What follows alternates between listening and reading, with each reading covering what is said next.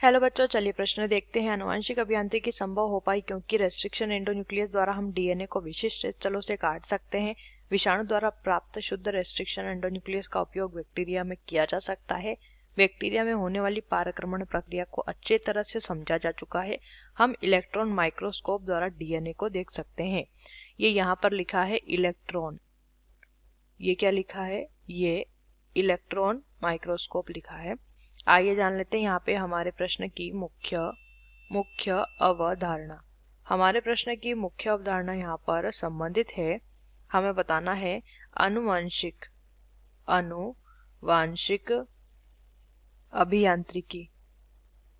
अभियांत्रिकी के बारे में हमें बताना है। देखिए, आनुवंशिक अभियांत्रिकी जो है ये जीव विज्ञान और इसके साथ अभियांत्रिकी की तकनीकों को भी शामिल किया गया है। तो इस प्रकार से जो सम्मिलित शाखा है उसे आनुवंशिक अभियांत्रिकी कहते हैं। इसके अंदर क्या करते हैं कि किसी एक बाह्य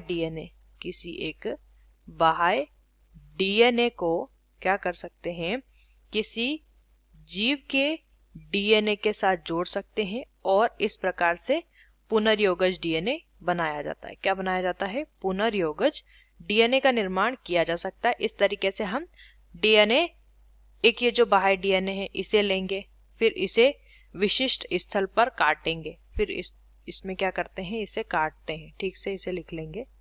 फिर से क्या किया जाता है, इसे काटा जाता है।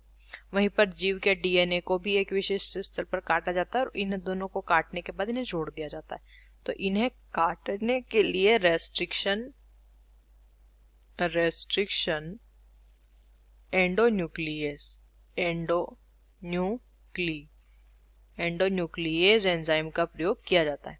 तो पहला विकल्प क्या दिया, रेस्ट्रिक्शन एंडोन्यूक्लियस द्वारा हम डीएनए को विशिष्ट स्थलों से काट सकते हैं। बिल्कुल सही है। इसी खोज के द्वारा आनुवंशिक अभियांत्रिकी संभव हो पाई, क्योंकि अगर किसी बाह्य डीएनए को एक जीव के डीएनए में प्रवेशित कराना है तो सबसे पहले उसे काटना जरूरी है ताकि उसे उस डीएनए के साथ जोड़ा जा सके। तो यही वो खोज है रेस्ट्रिक्शन एंडोन्यूक्लियस। ये एक प्रकार का एंजाइम होता है जिसकी मदद से ये क्रिया हो पाती है। बी दिया है, विषाणु से प्राप्त शुद्ध रेस्ट्रिक्शन एंडोन्यूक्लियस का उपयोग बैक्टीरिया में किया जा सकता है।